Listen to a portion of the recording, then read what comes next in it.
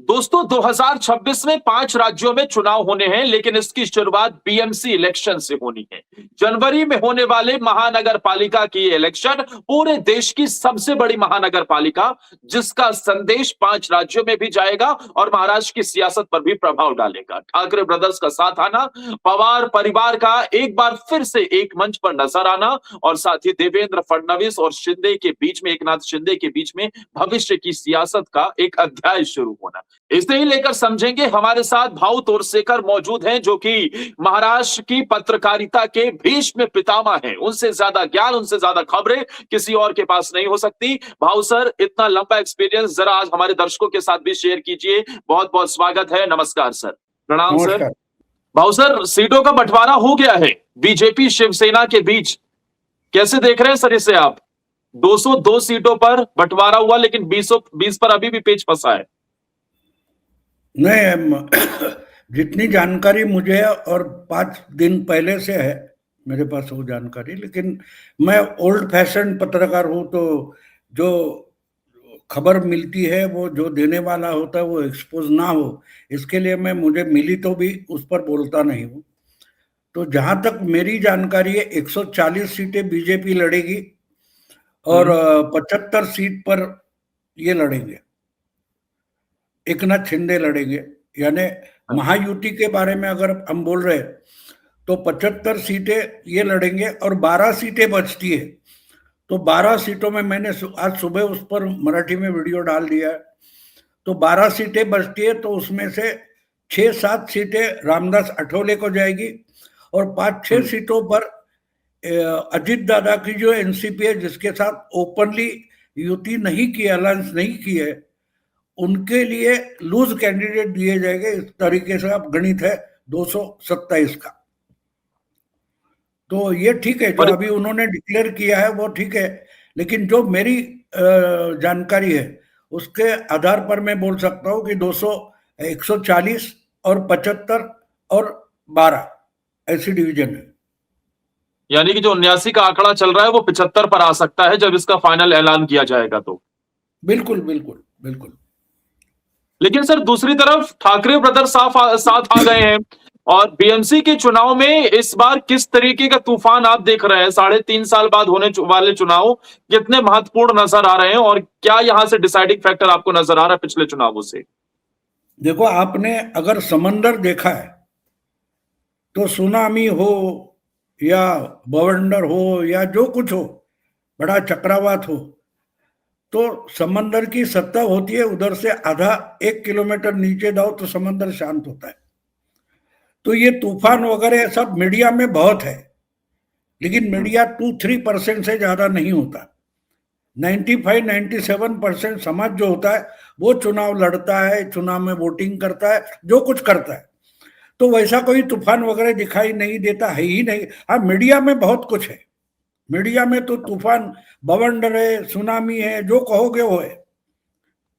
और आप अगर देखेंगे, कल परसों की बात है कि शरद पवार और अजीत दादा मिलकर कोई बारामती में प्रोग्राम होने वाला था, उसमें अदानी आने वाले थे, तो हमारे पूरा मराठी मीडिया तहस महस होने के जैसे हो गया, भूकंप आ गया। लेकिन उस पर तो मैंने कम से कम 8-10 दिन पहले वीडियो बनाया है कि अमित शाह की आशीर्वाद से चाचा भतीजा इकट्ठा हो रहे हैं। ये मैंने 8 दिन पहले बोल रहा था, मैंने बोला था, मेरा मराठी में वीडियो है। अब मराठी मीडिया में एकदम बवाल आ गया। क्या कि अरे क्या बात है, अचानक चाचा भतीजे साथ आ गए, बीच में अदानी बैठ गए।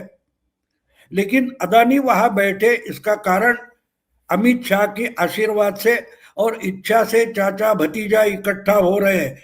इसका जब जिसको पता नहीं लास्ट मोमेंट तक होता, वो खबरें चलाते तो तूफान हो जाता है। अभी भी इनको पता नहीं है कि उद्धव ठाकरे और राज ठाकरे में वोट का बंटवारा मानो हो चुका है। 150 और 175 ये उनका बंटवारा हो चुका है, लेकिन बोलेंगे नहीं। आपको याद होगा तो आप जिस दिन वो प्रेस कॉन्फ्रेंस हुई उद्धव ठाकरे और राज ठाकरे, जहां उन्होंने घोषित कर दिया 24 तारीख को कि हाँ हम अलायंस में लड़ेंगे, तो जब माइक पहले कौन घोषित करेगा, तो उद्धव और राज एक दूसरे को माइक थमा रहे थे, और तीसरी सीट पर संजय राउत बैठे थे। आपने देखा होगा, तो आखिर में अलायंस की घोषणा राज ठाकरे ने की, लेकिन उन्होंने बात करते करते साफ कर दिया कि हम इकट्ठा लड़ रहे, इतनी ही बात बोलूंगा, सीट के बंटवारे पर मैं कुछ भी नहीं बोलूंगा। तो अचानक से संजय राउत के कान खड़े हो गए, ऐसे मुड़कर देखने लगे उनकी तरफ, क्योंकि सीट का बंटवारा हो चुका है। सिर्फ राज ठाकरे ने वो डिक्लेयर नहीं किया, लेकिन हो चुका है। और जहां तक मेरी जानकारी है, मुझे खबर देने वाले अगर सही है, तो 150 उबाठा शिवसेना लड़ेगी और मन से एमएनएस 75 सीटें लड़ेगी। यहां तक हो चुका है। अच्छा, सिर्फ ऐलान होना बाकी है, बस पर्दे के पीछे जो लड़ाइयां बची हैं उसे बस छुपा रहे हैं, बाकी सब हो चुका है। लेकिन सर, दोनों ठाकरे ब्रदर्स के साफ आने से कुछ इफेक्ट पड़ेगा? क्योंकि राज ठाकरे की पॉलिटिक्स तो लगातार हमने देखा कि कहीं ना कहीं उन्हें एक के बाद एक झटके लगते नजर आए। एक तरीके से महाराष्ट्र की सियासत में राज्य ठाकरे का सिर्फ और सिर्फ न्यूज में भौकाली बना रहा, जमीन पर कुछ नहीं। और उद्धव ठाकरे भी विधानसभा हार कर आ रहे हैं, फिर नगर पालिका अभी जो इलेक्शन हुए, लोकल बॉडीज के इलेक्शन, उसमें तो बुरी हार हुई है। तो क्या ठाकरे ब्रदर्स कुछ कमाल कर पाएंगे? नहीं, एक बात आपको समझनी चाहिए, आपके पास खबरें, आप दूर बैठे हैं, मैं मुंबई में हूं, तो आपके पास जो खबरें आती है, यहाँ के जो जर्नलिस्ट है वो खबर देते हैं और आप उसको आधार बना दो, लेकिन वो आधार ही काल्पनिक हो तो उस पर क्या आपकी खबर भी झूठ हो सकती है ना। बिल्कुल सर। हो सकती है झूठ। तो एक बात है, इसलिए मैंने बोला कि भौकाल खड़ा कर दिया जाता है। देखो, माहौल खड़ा करो, आप मार्केटिंग कितना भी करो। अब एक बात देखो कि पठान फिल्म आने वाली है, फिर और कोई दूसरा एक था टाइगर आने वाली, इसका कितना भौकाल खड़ा कर दिया जाता है। धुरंधर फिल्म आई, उसका टीजर आया, ट्रेलर आया और फिल्म आई। किसी भी चैनल पर, किसी भी ऐसे जो प्रोग्राम होते हैं उसमें उन्होंने जाकर प्रमोशन नहीं किया, फिर भी फिल्म चली है। तो बात समझने की ये होती है कि आप भौकाल खड़ा कर सकते हो, आप मार्केटिंग बहुत कर सकते हो, लेकिन जो ग्राहक खरीदने जाता है उसके लिए तो दुकान में भी माल होना चाहिए। आपके पास सप्लायर चेन होनी चाहिए, आपके पास उधर दुकान तक जाने वाला सप्लायर का कोई ये होना चाहिए, आपके पास लॉजिस्टिकल सपोर्ट होना चाहिए। सिर्फ अखबारों में या मीडिया में एक माहौल खड़ा कर देने से चुनाव लड़े नहीं जाते, और जो चुनाव लड़े नहीं जाते वो जीतने की संभावना ही नहीं बनती। जो आपने रेफर किया अभी, म्युनिसिपल काउंसिल और नगर पालिका और नगर परिषद के चुनाव हो गए, उसमें 288 जगह ये चुनाव हो गए। और जैसे कि एक साल पहले विधानसभा के नतीजे आए थे, बिल्कुल वैसे ही आए। एक नंबर पर 129 बीजेपी, फिर 51-52 एकनाथ शिंदे, और 40-42 कुछ अजीत दादा के आ गए, और कांग्रेस के कुछ 29-31 आ गए। तो क्यों हुआ? मीडिया में तो बहुत भौकाल था, अरे ये तो ठाकरे बंधु इकट्ठा करे, ठाकरे ब्रांड है, पवार ब्रांड है। क्या हुआ उस ब्रांड का? वैसे तो हमने 1-1.5 महीने पहले बिहार में भी देखा था, लालू ब्रांड का क्या हुआ। तो इसका कारण समझ लो। आप मीडिया में बहुत सारा भौकाल खड़ा करो, या जाके प्रचारक है उनको खड़ा करके माहौल बना लो, लेकिन वोटिंग होता है तो वोट करने वाला एक दिमाग होता है। वो दिमाग जिस ढंग से सोचता है, उस सोच से एक वोट बनता है और जाके बटन दबाया जाता है। तो अगर उद्धव ठाकरे हो, राज ठाकरे हो, शरद पवार हो, सुप्रिया सुले हो, ये पिछले जो छोटे छोटे शहर के कस्बे के जो चुनाव थे वहां पहुंचे ही नहीं। और उल्टी तरफ देखो तो देवेंद्र फडणवीस हो, एकनाथ शिंदे हो या अजीत दादा हो, ये हर जगह जाते थे अपने कार्यकर्ताओं की ताकत बढ़ाने के लिए, उनको प्रोत्साहन देने के लिए जाते थे। तो उसका फर्क था। हाँ, लेकिन उसका मीडिया में आप उस समय की जाकर यूट्यूब देखो या अलग अलग चैनल पर जाकर खबरें देखो, ये जो अभी चुनाव हो गए उसमें खबरें क्या थी? हाँ, महायुति में झगड़े चल रहे, एक दूसरे के खिलाफ लड़ रहे, नारायण राणे के दो बेटे एक दूसरे को भिड़ गए, ये खबरें थी। अब नारायण राणे के दोनों बेटे एक दूसरे के साथ एक ही घर में बैठे और दोनों को मिलकर वो कणकवली नगर पालिका मिल गई है। तो खबरें क्या थी कि इसी कारण से महायुति टूटने वाली है। तो महायुति अपोजिशन में जीती, सत्ता में जीती, और बीच में जो ओरिजिनल अपोजिशन है महाराष्ट्र का, उसका तो सुपड़ा साफ हो गया। यानी कि खबरें जो है वो ही ना उसके कोई सर पैर है। और इसलिए जो बात चल रही है कि देखो अरे 5 जुलाई को 2 ठाकरे बंधु वर्ली डोम में इकट्ठा आ गए, लोगों के सामने हाथ ऊपर करके दिखाए गए वगैरह वगैरह, ठीक है। 5 जुलाई के बाद 5 महीने से ज्यादा 6 महीने का टाइम हो गया है और आप अलायंस में लड़ोगे ये तक नहीं बोल पाए, तो उसी से पता चलता है। और दूसरी तरफ सीट का बंटवारा कितना होगा क्या नहीं होगा ये बातें अंदर रखकर उसकी बाहर तक खबर तक महायुति आने नहीं देती और जीत जाती है। उसका मतलब समझना जरूरी कि स्ट्रैटेजी क्या है। अब आपको स्ट्रैटेजी बताता हूं जो 3 महीने पहले देवेंद्र फडणवीस ने बोल दी थी। उन्होंने कहा था जहां तक पॉसिबल है, संभव है, हम अपना सीट का बंटवारा करके अलायंस और युति करके लड़ेंगे, और जगह कहीं लोकल लेवल पर कार्यकर्ता एक दिल से नहीं लड़ सकते वहां आपस में भी भिड़ सकते हैं। लेकिन हर एक को एक ध्यान में रखना चाहिए कि नतीजे आने के बाद साथ सत्ता में बैठना है। इसको मैं उद्धव फॉर्मूला बोलता हूं। उद्धव फॉर्मूला का मतलब क्या होता है? चुनाव किसी की भी साथ जीत लो और चुनाव के नतीजे आने के बाद अलग से कुछ बनाओ, उसको उद्धव फॉर्मूला बोलते हैं। मैं बोलता हूं तो जो 3-3.5 महीने पहले देवेंद्र फडणवीस ने स्ट्रैटेजी डिक्लेयर की है, वो स्ट्रैटेजी बिल्कुल साफ है कि हमको सत्ता में बैठना है। इसके लिए किसी भी अलायंस में जाओ, किसी भी गठबंधन में जाओ, ज्यादा से ज्यादा 3 पार्टी के मेंबर्स चुनकर आने चाहिए ताकि उस नगर पालिका में, उस महापालिका में मिलकर हमारा बहुमत हो। और इस स्ट्रैटेजी पर आपने मुंबई के या मराठी मीडिया में चर्चा तक नहीं देखी होगी। वही समझता है कि इनकी खबरों के कोई सर और पैर नहीं है।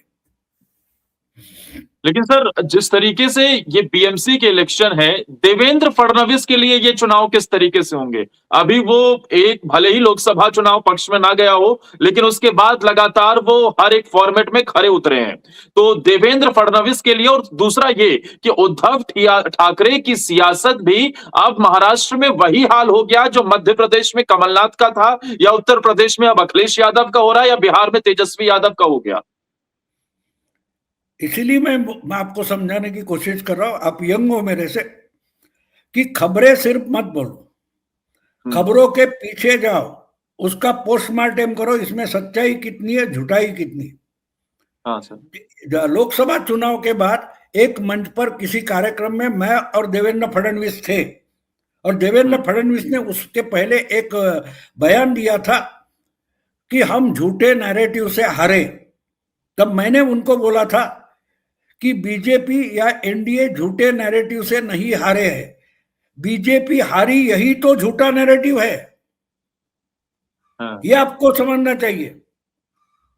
और विधानसभा में जो मैं बोल रहा था वो सच हो गया, क्योंकि महाराष्ट्र में जो लोकसभा में जीत हुई थी इंडिया अलायंस की, उनको जितने वोट मिले थे उससे सिर्फ 2 लाख वोट एनडीए को कम थे।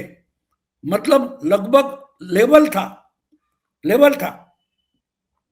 तो देवेंद्र फडणवीस उस वक्त बार बार बोलते थे अगर हम 3-4% वोटिंग बढ़ाए, टोटल वोटिंग, एग्रीगेट वोटिंग बढ़ाते, तो ये सब उलट फेर हो जाएगा, और विधानसभा में हो गया।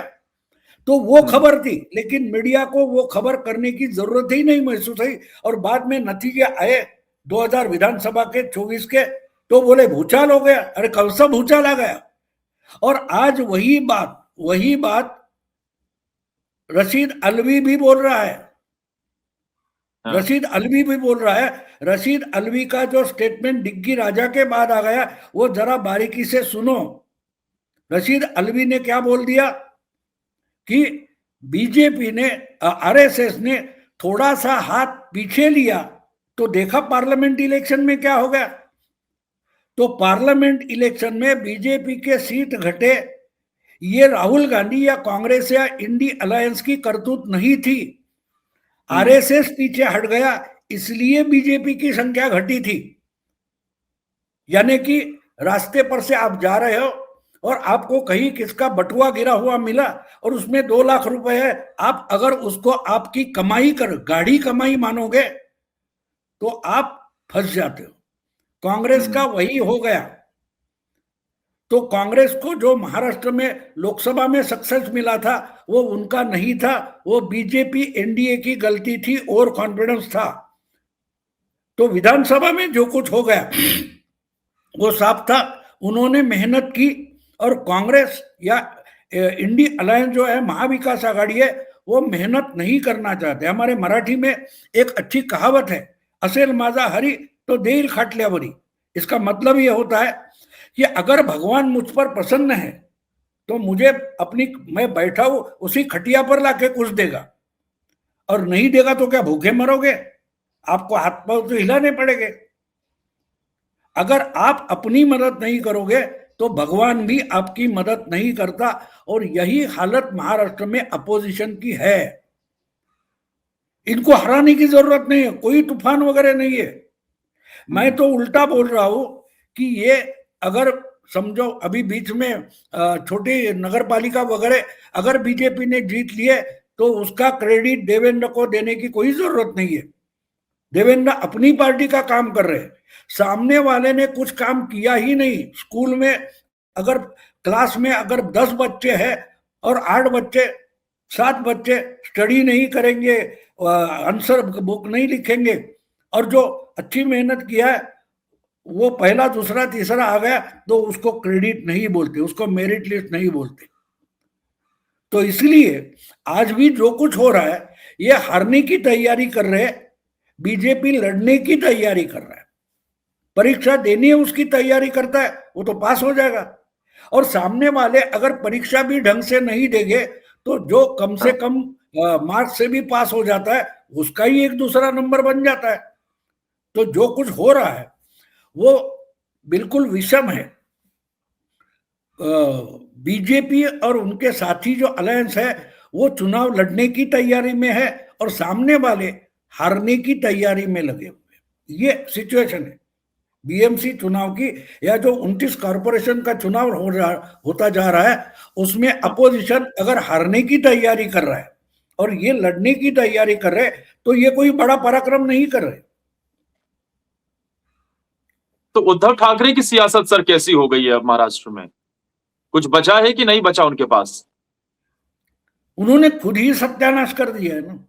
देखो, आपकी एक पहचान होती है, आपका जो आदर्श तिवारी वगैरह नाम है, आप उस्मान खान नाम लगा दोगे तो आप अपनी पहचान मिटा देते हो ना। बिल्कुल। मुंबई में शिवसेना के देखो 66 से लेकर 90 तक शिवसेना का एक साथ दो तक एमएलए नहीं होते थे। 72 में नवलकर नाम के एमएलए चुनकर आए थे, उसके बाद 85 में भुजबल बने। इसके बीच 3 चुनाव में शिवसेना का एक भी एमएलए नहीं बनता था। 90 में अगर शिवसेना बड़ी पार्टी बनकर उभरी और मुंबई में सबसे बड़ी पार्टी बनी तो उसका कारण हिंदुत्व था।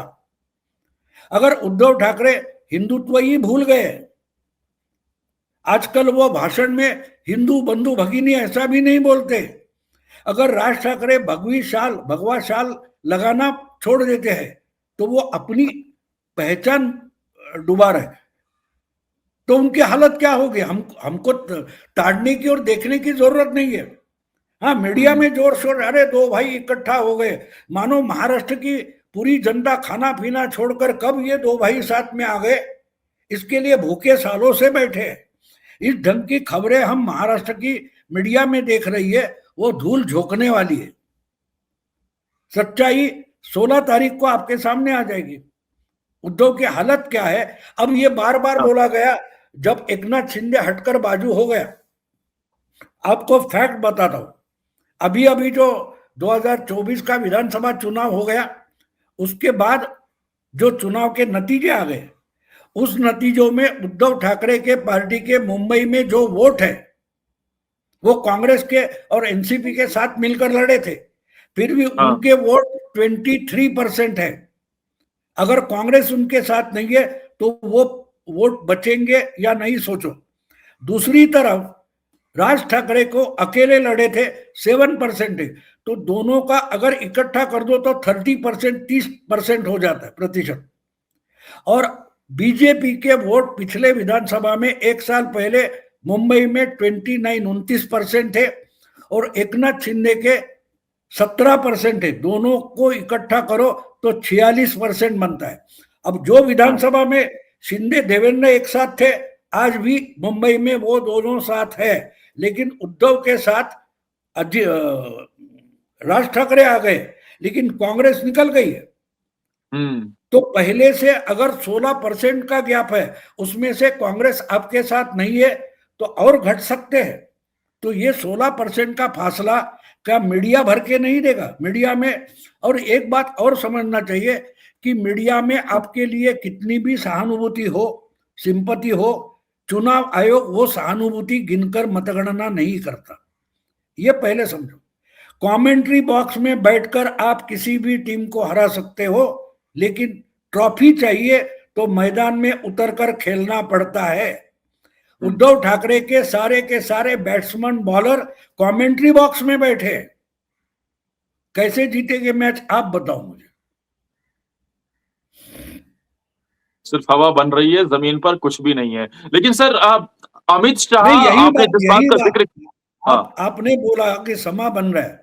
आपको याद है किसान आंदोलन सॉरी, किसान आंदोलन जो चल रहा था, और उसके बावजूद 2022 का चुनाव यूपी में अच्छी संख्या से योगी और बीजेपी जीत गए। उसके बाद योगेंद्र यादव बड़े सेफोलॉजिस्ट है, उन्होंने क्या बोला हम्म, कि हमने तो पिच अच्छी बनाई थी, ये खेले ही नहीं।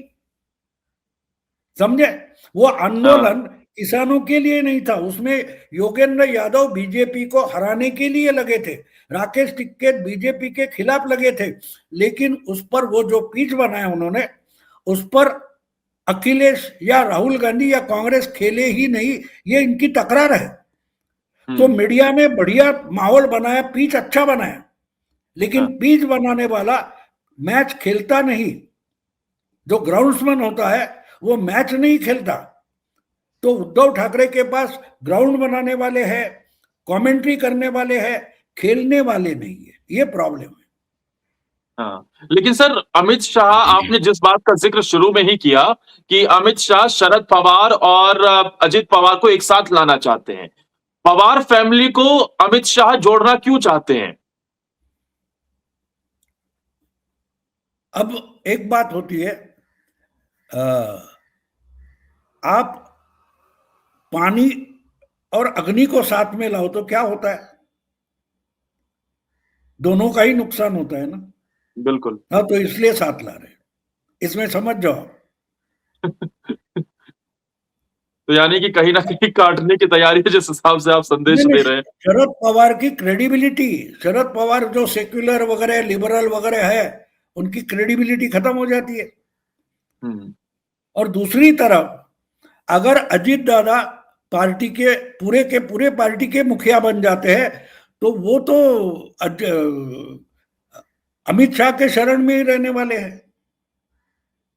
तो उनको साथ लाने का मतलब क्या होता है। अजीब बात एक सोचो कि राज ठाकरे उद्धव ठाकरे के साथ जाके उद्धव को कोई फायदा होगा या नुकसान होगा।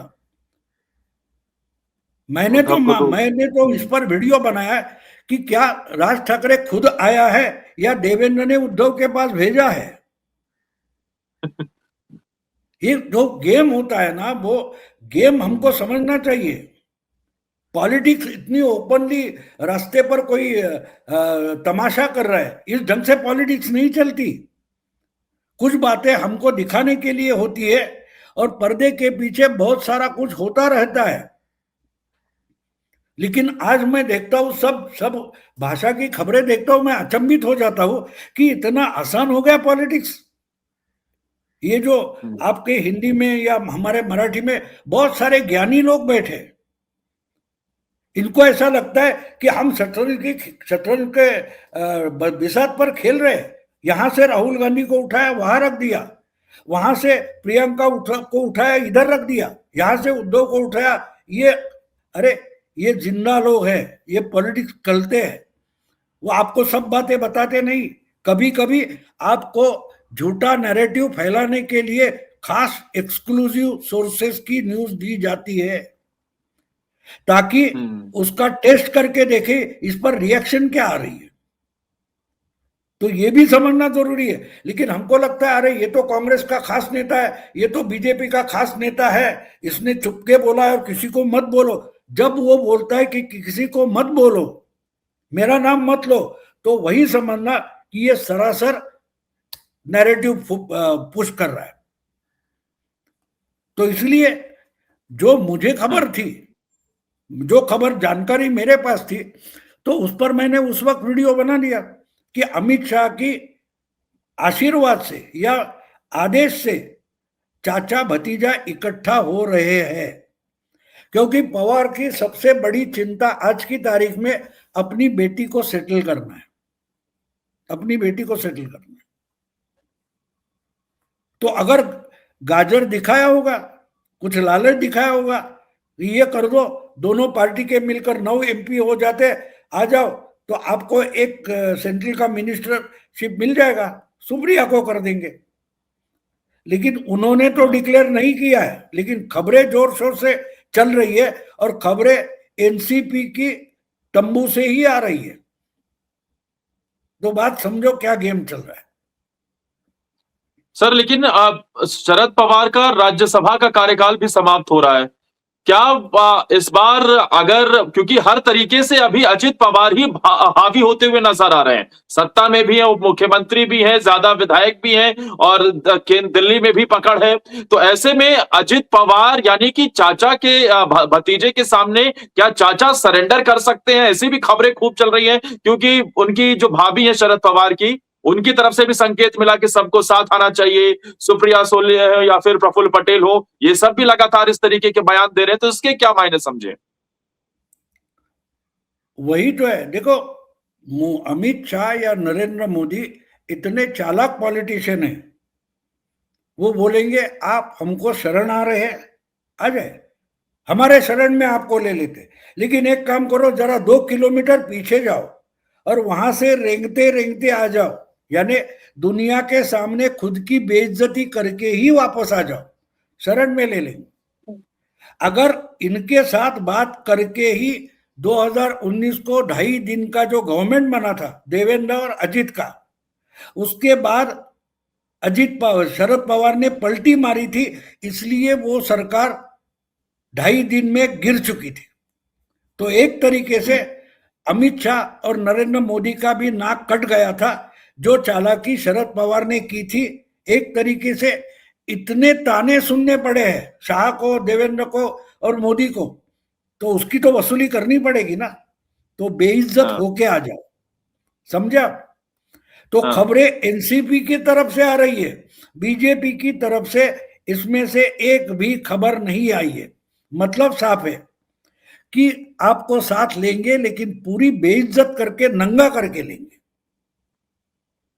अच्छा, और तो सर फिर अगर नहीं साथ आए तो क्या राज्यसभा का रास्ता कैसे तय कर पाएंगे शरद पवार? क्योंकि कहते तो हैं कि अब मैं आगे पॉलिटिक्स नहीं करना चाहता, एक्टिव पॉलिटिक्स में बना रहना नहीं चाहता, लेकिन राज्यसभा, दिल्ली के बंगले का मोह कौन त्यागता है सर? वो ठीक है, वो बेटी को दे दो ऐसे रिक्वेस्ट करके, बंगला तो ले सकते, कोई बड़ी बात नहीं है। लेकिन मुझे नहीं लगता कि शरद पवार, अगर अजित दादा उनको लाना चाहते तो बात अलग है। जो अभी चुनाव होने वाला है उसमें एनसीपी का एक आ सकता है, तो अजित दादा और शरद पवार साथ आ जाते तो जो संख्या चाहिए वो बन जाती है। मेरे ख्याल से कुछ 50-52 MLA है दोनों मिलाकर, तो शरद पवार को आने का रास्ता खुल जाता है, बिल्कुल। लेकिन एनसीपी में जो खबरें चल रही है जोर शोर से कि साथ आ जाएंगे और उसके बाद सुप्रिया सुले को केंद्र में मंत्री बनाया जाएगा, ये मुझे अभी तक पक्का नहीं लग रहा है। लेकिन एक बात साफ बोलता हूं कि पवार को बेइज्जत करने का प्रोग्राम, करेक्ट प्रोग्राम शुरू हो गया है, वो हम देख रहे। ये जो सर हाँ बारामती में प्रोग्राम हो गया अदानी के साथ, वो उसका हाँ अदानी से 25 करोड़ लेकर को बनाया है वो सेंटर, तो अदानी रहेगा उधर, क्यों नहीं रहेगा। सर बीएमसी के चुनाव में 30% का बड़ा पंगा होता है, क्या इस बार ये आंकड़ा टूटता हुआ आपको दिख रहा है? क्या इस बार बीजेपी या फिर ये महायुति गठबंधन कुछ कमाल कर पाएंगे ऐसा? मेरा अंदाजा जो है वो 150 से आगे शिवसेना यानी एकनाथ शिंदे और बीजेपी मिलकर 150 के आगे जाएंगे, यानी कि इस बार हाँ सामने लड़ने की तैयारी नहीं दिखाई दे रही। देखो, एक चुनाव में तूफान तब आता है जब अपोजिशन धमाल कर देता है, लेकिन यहां अधमरा पड़ा है अपोजिशन। आज तक इनकी सीटें तक डिक्लेयर नहीं हो रहे, सीट का बंटवारे की बात नहीं कर पा रहे, ना गठबंधन की बात कर रहे। आज अभी हम बोल रहे तब तक घोषित नहीं है कि पूना में इंडिया अलायंस लड़ेगा कि नहीं, कांग्रेस एनसीपी साथ लड़ेंगे, पवार और चाचा भतीजे साथ लड़ेंगे, कोई नहीं। महाराष्ट्र में, मुंबई में नहीं, ठाणा में नहीं। तो आप लड़ने की तैयारी में नहीं हो, और बचे कितने दिन है? हम बोल रहे तो 28 तारीख है, 2 दिन पर्चे भरने के लिए आखिरी बचे। 30 तारीख को पर्चा भरने का टाइम खत्म होने वाला है, उसके बाद 3 तारीख को विड्रॉल खत्म हो जाएगा, और 3 तारीख के बाद 13 तारीख का प्रचार होगा, यानी प्रचार के लिए सिर्फ 10 दिन बचते। इसका मतलब यह है कि इसका प्लानिंग करके बीजेपी की प्रचार सभाएं तक शुरू हो गई है। ऑर्गेनाइजेशन, वार्ड वाइज ऑर्गेनाइजेशन तय हो चुका है। कई जगह तो उनके कैंडिडेट मुंबई में बड़े बड़े पोस्टर्स वगैरह, फ्लेक्स वगैरह लगा रहे हैं, और सामने वालों का गठबंधन तक तय नहीं, उद्धव को या राज को या और किसी को भी कौन सा वार्ड मेरी पार्टी लड़ रही यहां तक पता नहीं। इसका मतलब लड़ाई बोली जाती है। अरे पहलगाम के बाद ऑपरेशन सिंदूर शुरू करने के लिए भी कुछ 12 दिन लगे थे ना। लड़ाई के लिए 12 दिन लगते, तो चुनाव में अपने 20, 25, 30 हजार वोटर्स को मिलना कोई छोटी बात नहीं होती, उन तक पहुंचना होता है, और कारपोरेटर पर्सनल लेवल पर दिखना और बोलना जरूरी होता है। लोकसभा और विधानसभा की बात अलग होती है। तो मुझे नहीं लगता कि ये लड़ने की तैयारी में है। सर आखिर के 2 सवाल मैं आपसे समझूंगा। एक तो ये कि योगी जी ने कभी महाराष्ट्र के कोल्हापुर से ही नारा दिया था, बंटोगे तो कटोगे। अब एक तरीके का एक विवादित पोस्टर अभी तस्वीरों में निकलकर सामने आया, बंटोगे तो पिटोगे। ये क्या हो रहा है? और एक बार फिर से क्या हिंदी बनाम मराठी ये वाली चीजें भुनाने की कोशिश हो रही है किसी की तरफ से? नहीं, ऐसे देखो, ये मीडिया वालों के लिए कुछ किया जाता है। मैं आपको एक बात बोल दूं, 2 डेप्यूटी चीफ मिनिस्टर और 1 चीफ मिनिस्टर है। इनमें से मैं नाम नहीं बताऊंगा, इसलिए 2 डेप्यूटी चीफ, डीसीएम और 1 सीएम, इन तीनों में से 2 महीने पहले एक से मेरी 1.5 घंटा बात हुई थी। मेरे घर में मुझे मिलने आए थे। तब मैंने उनसे साफ साफ पूछा था कि आप सत्ता में तो बैठे हो, 233 सीटें आपके पास है, आपस में क्या झगड़ा है? तो वो हंसकर बोले, मीडिया के सामने हड्डी तो डालनी पड़ती है ना। तो कुत्ता अगर भौंकने से बंद करना है तो उसके सामने कुछ हड्डी डालनी पड़ती है। तो कुछ बातें उनके सामने ऐसी करते रहो कि वो उसमें ही लग जाए और हम दूसरी पतली गली से निकल जाए। तो वही तो पॉलिटिक्स होती है। ऐसा किसी ने पोस्टर लगाया, किसी ने उठकर सोशल मीडिया पर डाल दिया, पूरा मीडिया उसके पीछे दौड़ रहा है। आपको जाते जाते एक खबर दे दूं, जब देवेंद्र फडणवीस अपोजिशन लीडर थे और उन्होंने जो प्रोजेक्ट शुरू किए थे मेट्रो के, उसका एक दिन उद्घाटन चल रहा था। कम से कम उनको इनवाइट करना जरूरी था उद्धव ठाकरे को मुख्यमंत्री होते हुए, क्योंकि प्रोजेक्ट उन्होंने शुरू किए थे। लेकिन उनका आमंत्रण पत्रिका में नाम नहीं था, उनको बुलाया तक नहीं गया, और पूरा मीडिया लेकर उद्धव ठाकरे बस सुबह से लेकर सब जगह लाइव चल रहा था। अचानक 1 बजे के बाद आहिस्ता आहिस्ता 1 घंटे में उद्धव ठाकरे पूरे के पूरे सब चैनल से ओझल हो गए। कारण जानते हो? इसका कारण एक सोशल मीडिया पोस्ट थी, जो मीडिया पोस्ट अपोजिशन लीडर होते हुए देवेंद्र फडणवीस ने डाली थी। उसी दरमियान शरद पवार की 4 सर्जरी हुई थी और उद्धव ठाकरे उनसे मिलने तक नहीं गए थे, लेकिन उसी दिन देवेंद्र फडणवीस सिल्वर ओक जो निवास स्थान है उनका, किसका, पवार का, वहां गए, उनसे मिले और उनके साथ फोटो निकाली और अपने ट्विटर पर डाल दी। और देखते देखते वो इतनी ब्रेकिंग न्यूज हो गई, उसका रिपोर्टर खुद देवेंद्र फडणवीस हुआ था। अरे बाप रे, क्या हो गया? जिसके मुंह से निवाला निकालकर उद्धव के मुंह में शरद पवार ने डाला था, उस शरद पवार को सर्जरी के बाद उद्धव ठाकरे मिलने तक नहीं गए और देवेंद्र फडणवीस गए। यही ब्रेकिंग न्यूज बन गई और उद्धव ठाकरे वो मेट्रो उद्घाटन ओझल होता गया। तो उसके पॉलिटिक्स बोलते हैं। सर बस ये आखिरी सवाल, एक आखिरी सवाल है। हाँ, ये सर बीएमसी इलेक्शन 2026 की शुरुआत में पहला इलेक्शन है और फिर 5 राज्यों में बड़े इलेक्शन हैं। बीएमसी चुनाव का क्या मैसेज कन्वे होगा पूरे साल के चुनाव पर और साथ ही महाराष्ट्र की आगे की पॉलिटिक्स पर? ना, अभी लगातार जो आ रहे हैं, अरुणाचल से आ गया, कर्नाटक से आ गया, गोवा से आ गया। गोवा तो बैलेट पेपर पर हो गया। ये हो गया। अभी अभी छोटे शहरों के हमारे यहाँ चुनाव हो गए। ये सब दिखाई दे रहे हैं कि अपोजिशन लड़ना नहीं चाहता। मैं वही बोल रहा हूं पहले। ये कौन क्या करेगा बात छोड़ो। आपको परीक्षा में अटेम्प्ट करना चाहिए। आप फेल हो जाएंगे कोई बात नहीं, लेकिन आपको आंसर बुक हाथ में लेकर क्लास में बैठकर लिखना तो पड़ेगा ना। आप बोल रहे हो क्या? अभी राहुल गांधी क्या बोले? मैंने आरोप किया, मैंने पावर पॉइंट प्रेजेंटेशन दिया, अपने आप सुओ मोटो चुनाव आयोग कुछ करे, ये जिम्मेदारी मेरी नहीं है। ये अपोजिशन होता है।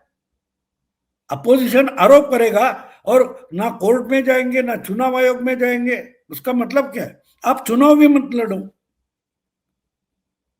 तो अगर चुनाव आप लड़ना नहीं चाह रहे हो तो जो चुनाव लड़ रहा है उसके लिए जीतना और नंबर अच्छे लाना आसान बन जाता है ना। तो इसलिए पांचों जहां चुनाव है और वहां बीजेपी लंबी स्ट्रेटेजी लेकर निकलती है। आज केरला में बीजेपी की लाइन क्लियर है। उनको जहां 2 गठबंधन है उसमें तीसरा फॉर्मेट बनाना है। उनको 20-15 एमएलए बने तो भी बहुत हो गया, लेकिन लोगों के लिए दोनों को अगर ये नहीं चाहिए वो नहीं चाहिए तो ये ले लो। इसी ढंग से बंगाल में 2014 में मोदी के लिए लोग बोलते थे इनका बंगाल में है क्या?